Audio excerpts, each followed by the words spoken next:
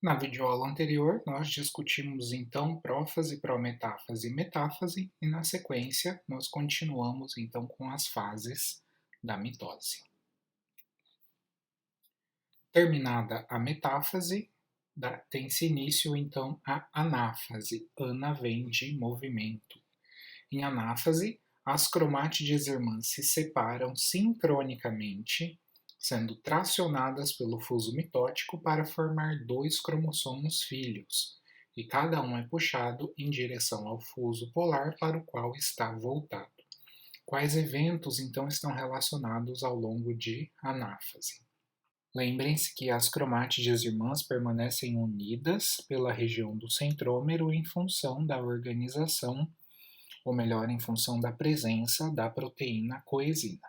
Durante a anáfase, nós temos a degradação da proteína coesina, que vai ser toda destruída, e com isso os centrômeros de cada cromátide irmã se separam. Assim que nós temos a separação das cromátides irmãs, elas podem agora ser chamadas de cromossomos filhos.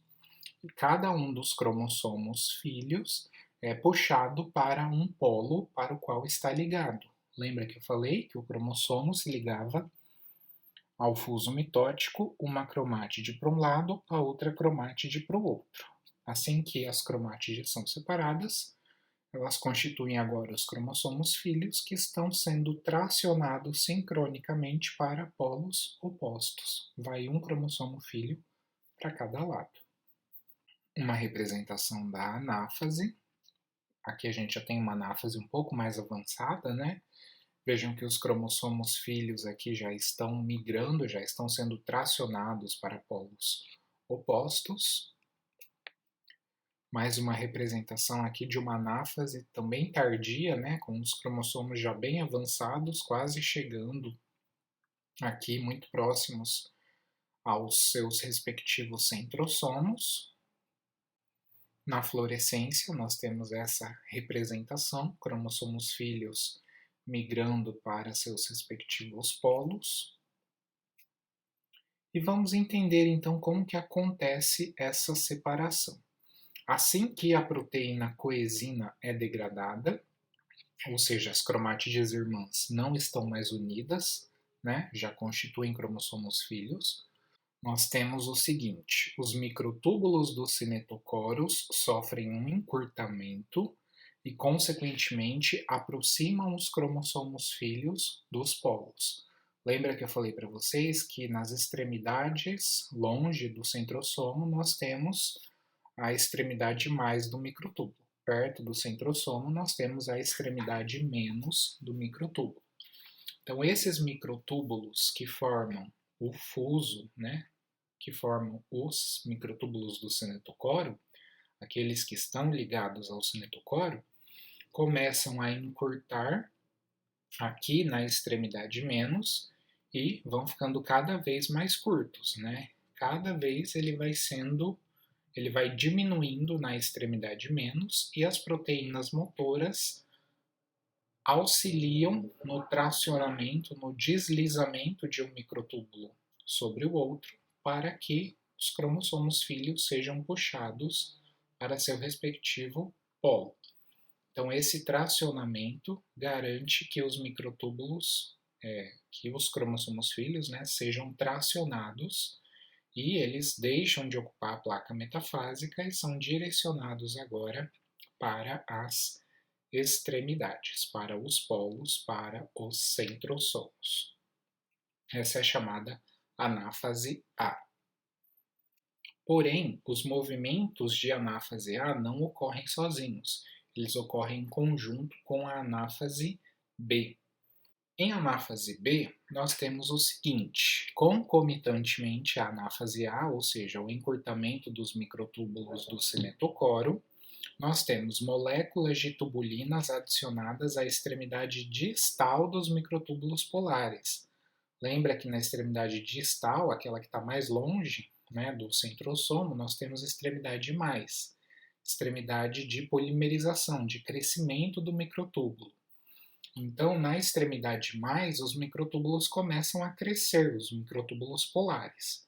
Isso garante com que os fusos fiquem cada vez mais longe. As proteínas motoras que estão inseridas aqui nos microtúbulos interpolares conseguem, pelo tracionamento desses microtúbulos que estão crescendo, distanciar ainda mais os dois centrosomos. E isso faz com que cada vez mais os cromossomos filhos sejam tracionados para polos mais distantes um do outro.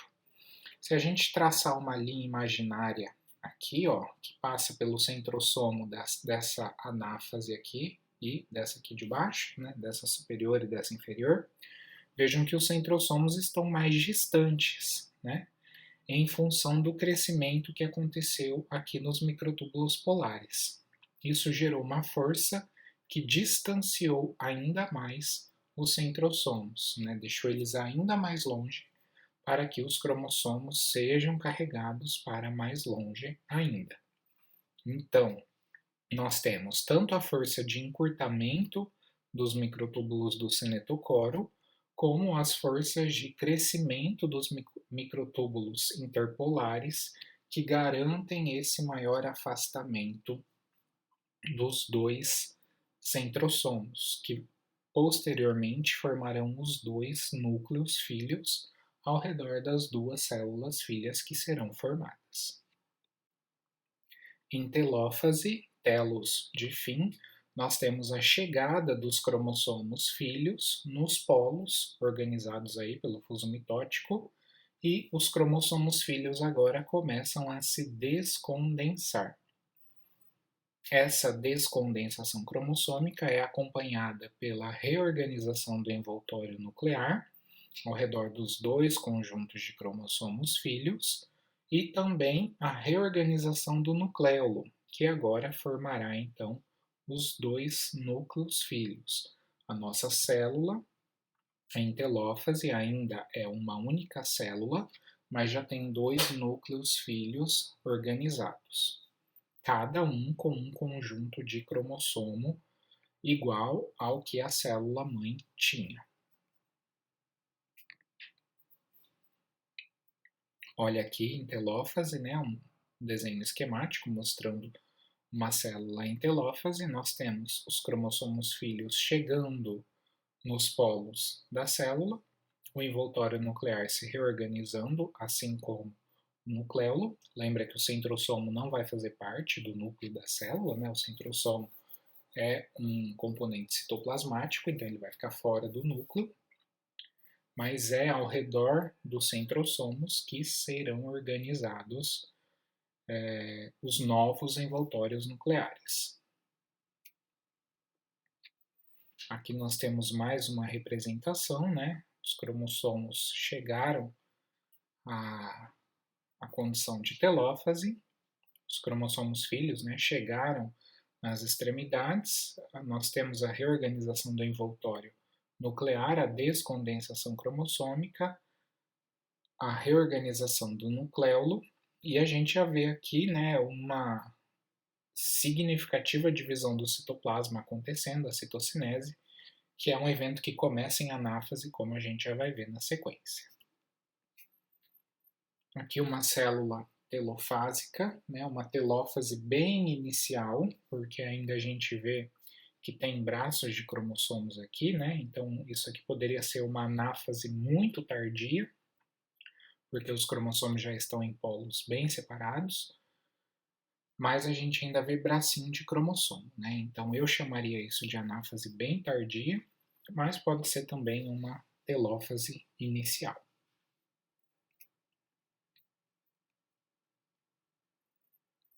Falando sobre a reorganização do envoltório nuclear, essa reorganização acontece em função da reconstituição da estrutura proteica do núcleo, principalmente da proteína lamina. Lembra da proteína lamina, que forma a lâmina nuclear, né? A proteína lamina é responsável pela organização do envoltório nuclear. Durante prometáfase, a proteína lamina é fosforilada, e essa fosforilação faz com que ela se desorganize, com que ela se desestruture, e isso, consequentemente, rompe todo o envoltório nuclear fica todo fragmentado.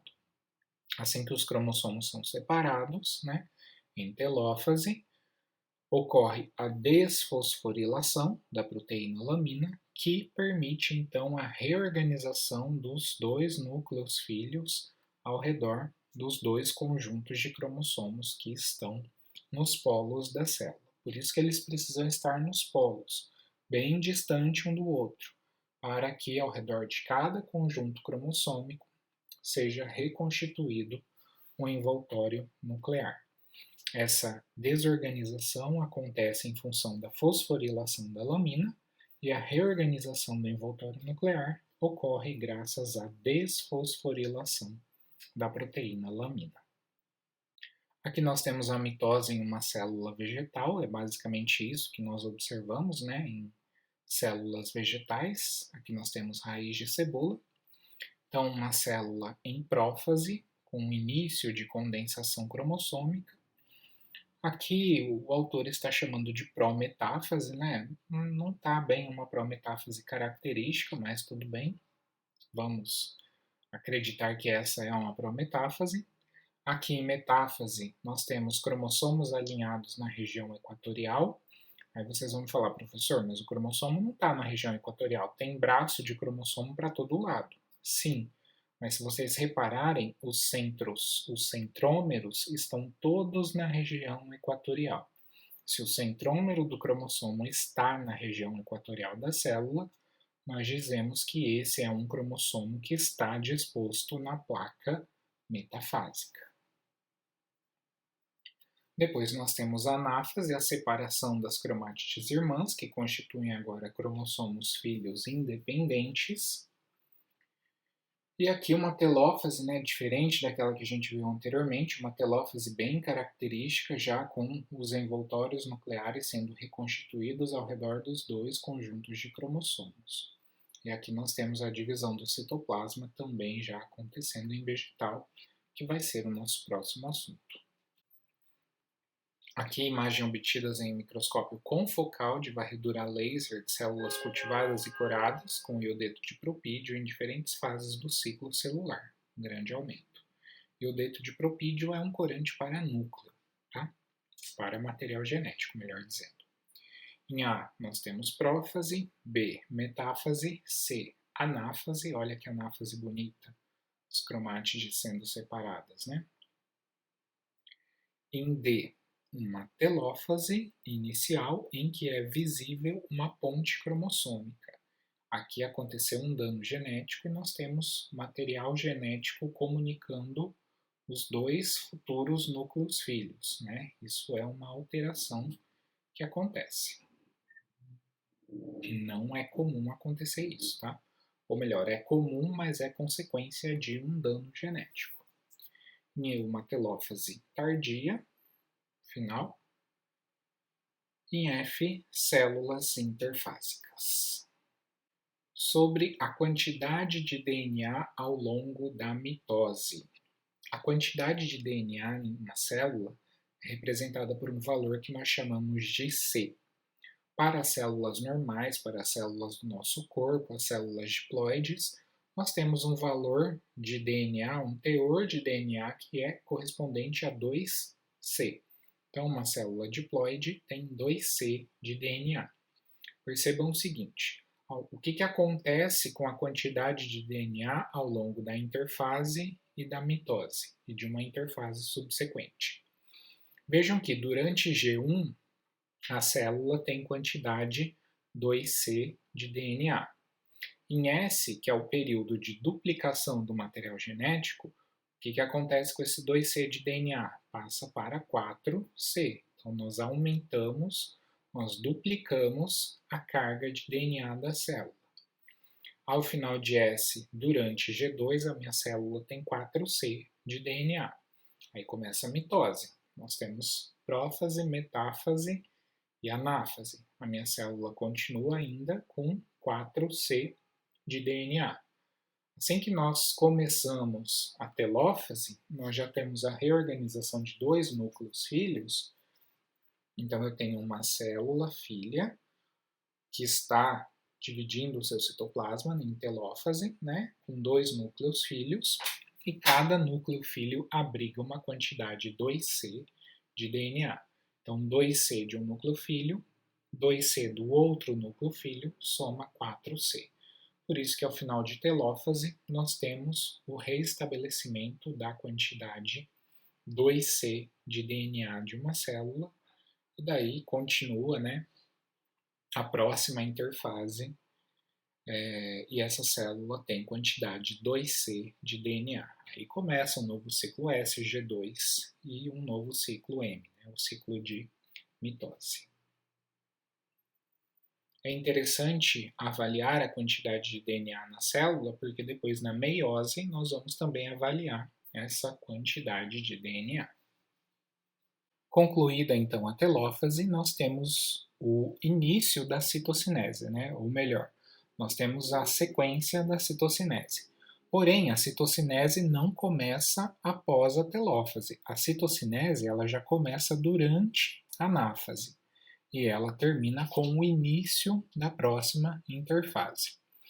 A citocinese corresponde na formação de um anel contrátil de actina e miosina que estrangulam a célula-mãe, formando duas células filhas, isso em animais. Nós dizemos que essa citocinese por estrangulamento é chamada de citocinese centrípeta, ou seja, ela ocorre de fora para dentro, como se você estivesse estrangulando uma bexiga, né, cheia para a formação de duas bexigas menores.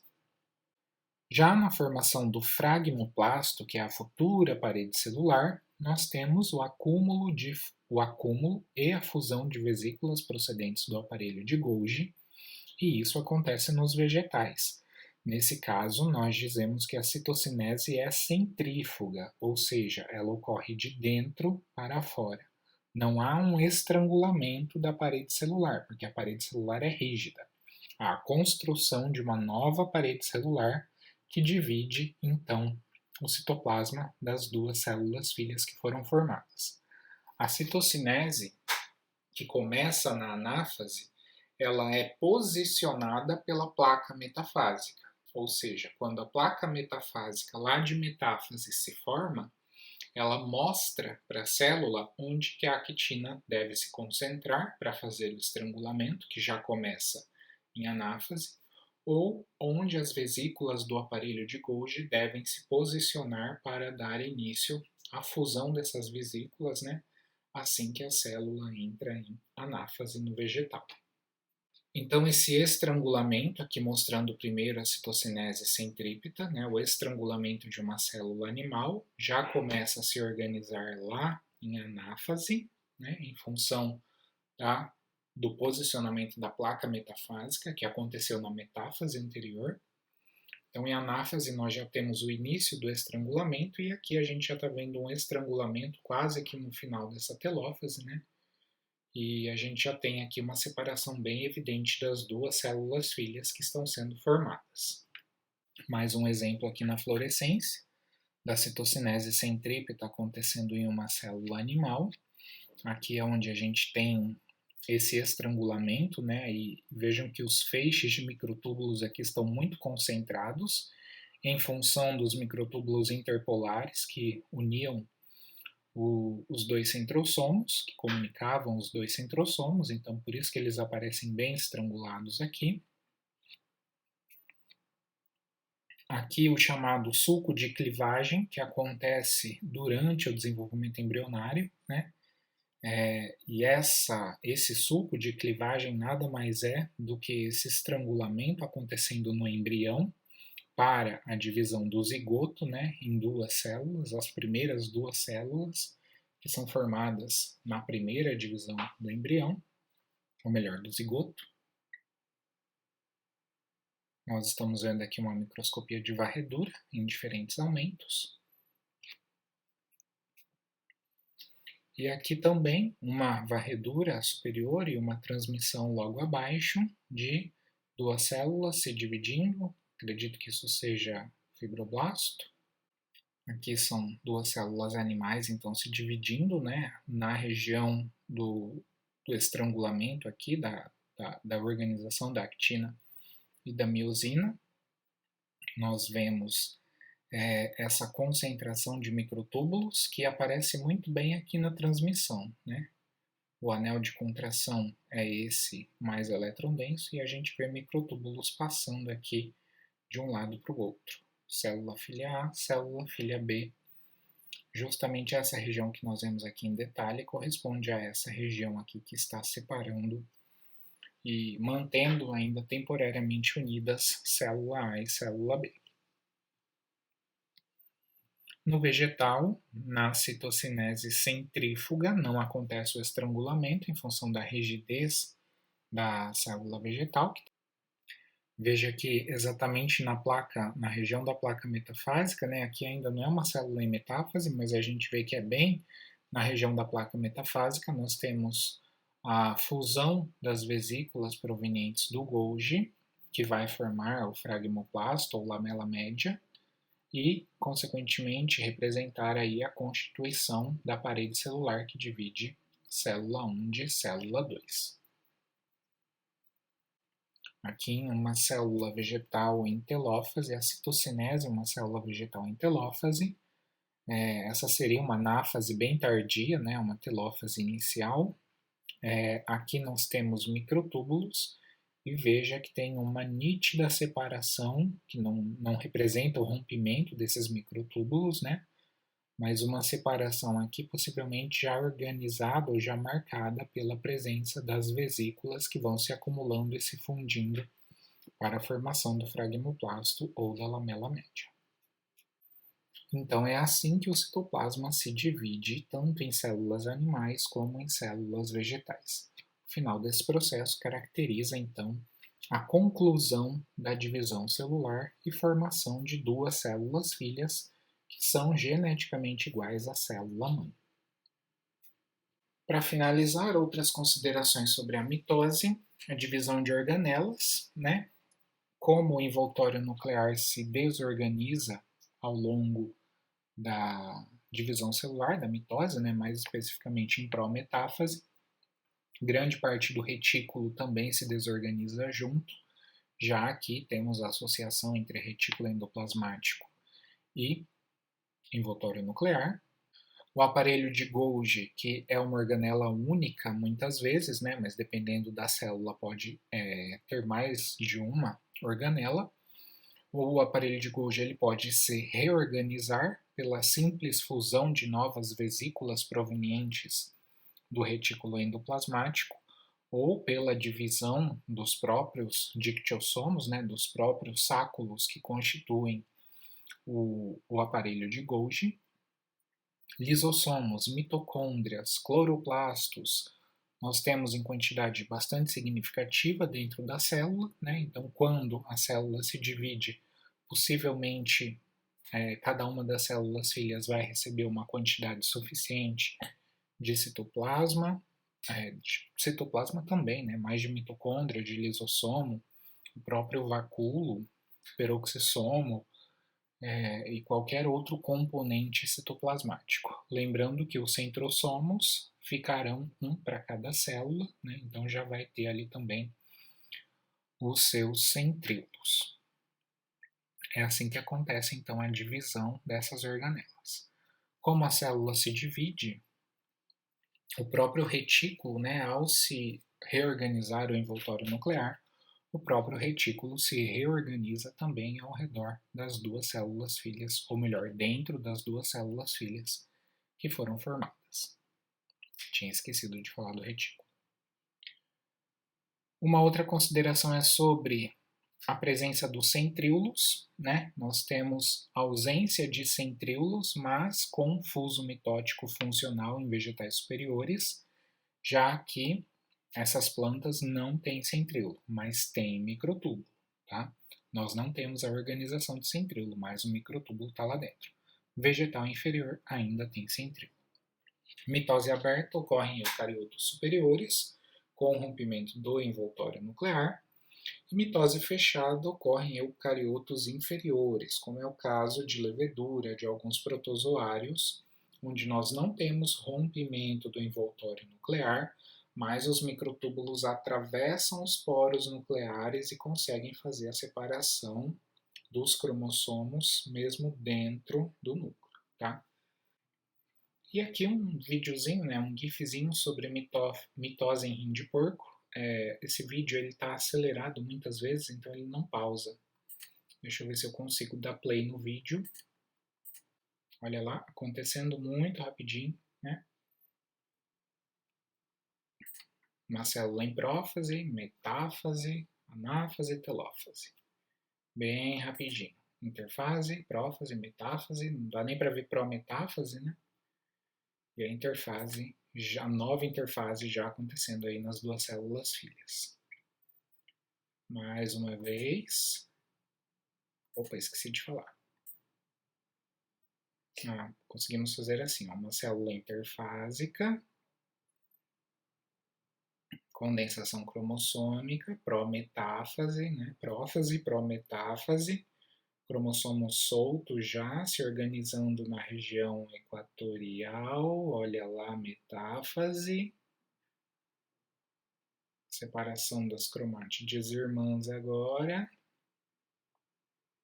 cadê as cromátides irmãs se separando? Olha lá, cromátides irmãs sendo separadas, anáfase e telófase para a formação de duas células filhas. Olha o anel contrátil aqui dividindo o citoplasma das duas células filhas e aqui nós já temos duas novas células filhas interfásicas. Veja que essa aqui começou a se dividir agora, certo? Isso é videomicroscopia de fluorescência, em células vivas, se dividindo, não em tempo real, né, porque a gente viu bem acelerado. Lembra que essa divisão, mitose, né, dura aproximadamente 1 hora em células animais, certo? Era essa a nossa aula sobre mitose e na próxima aula a gente discute então a meiose, encerrando o nosso conteúdo. Um abraço e até lá!